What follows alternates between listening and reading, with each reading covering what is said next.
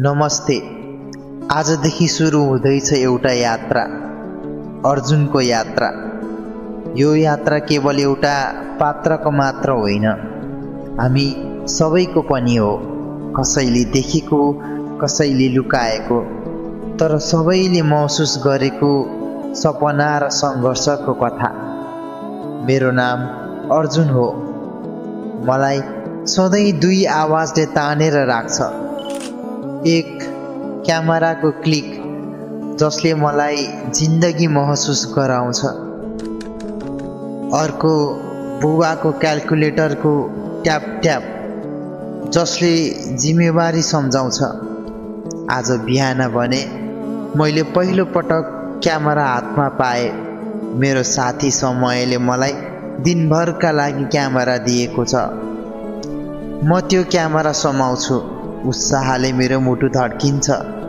क्यामेराको वजन मेरो सपना झैँ भारी तर मिठो।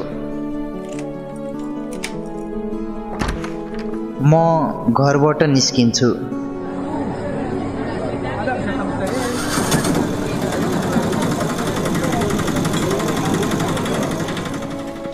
सडकमा हिँड्दा धुलो उठ्छ। मानिसहरूको भिड, रिक्सा, मोटरसाइकल, सबै आवाजहरूले सहरलाई एउटा ठुलो स्टेज बनाइदिन्छ। मैले पहिलो फोटो खिच्छु। एउटा बालक सडक छेउमा चकलेट बेच्दै। त्यो फोटोमा केवल अनुहार मात्र छैन, त्यहाँ भोक, सङ्घर्ष र आशा पनि छ। अर्को फोटो एउटी बुढी आमा मन्दिर अगाडि बसिरहेकी। मलाई लाग्छ उनीहरूको आँखामा हजारौँ नबोलिएका कथा छन्।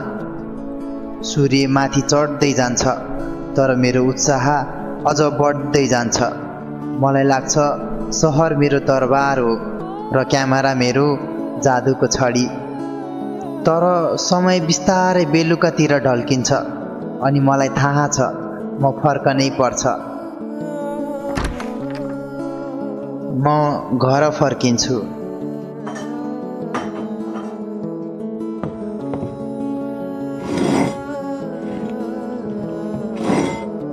टेबलमा खाना तयार छ, तर म बस्न नपाउँदै बुवाको आवाज सुनिन्छ। अर्जुन, इन्जिनियरिङ कोचिङको भर्ना गर्ने समय आयो। मैले ऋण लिएर व्यवस्था गरेको छु। म चुप लाग्छु। बुबा फेरि भन्नुहुन्छ, यो तिम्रो भविष्यमा गरिएको लगानी हो, सुरक्षित छ। आमाले मधुर स्वरमा भन्नुहुन्छ, छोरालाई खान दिनुस् न। तर बुबा अझै कठोर, भविष्य दाउमा हुँदा कसरी शान्त हुन सक्छु। बुबा फेरि क्याल्कुलेटर समाउँछन्। ट्युसन, किताब, यातायात, होस्टल अनि अन्तिम इक्वेल्स थिच्दा मलाई लाग्छ मानौ ढोका बन्द भयो। मेरो आजको दरबार, मेरो सपनाको जादु सबै एकैछिनमा टुक्रिएर बन्दी भयो। म आफ्नो कोठामा पस्छु, क्यामेरा टेबलमा राख्छु अनि लामो समयसम्म बस्छु, सोच्दै के सपनाले पेट भर्छ? के जिम्मेवारी भन्दा ठुलो कुरा अरू केही हुन्छ?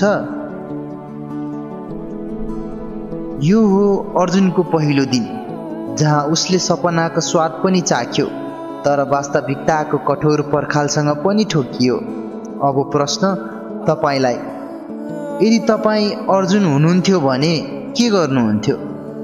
विकल्प ए, बुबाको कुरा सुनेर इन्जिनियरिङ पढ्ने। विकल्प बी, चुपचाप फिल्मको सपनाको पछि लाग्ने। तपाईँको भोट नै यस यात्राको अर्को कदम हुनेछ। कमेन्ट बक्समा कमेन्ट गर्न नबिर्सनुहोस्। यो कथा अझै सुरु मात्रै हो। अर्जुन कहाँ पुग्छ त्यो तपाईँले तय गर्नुहुन्छ। धन्यवाद।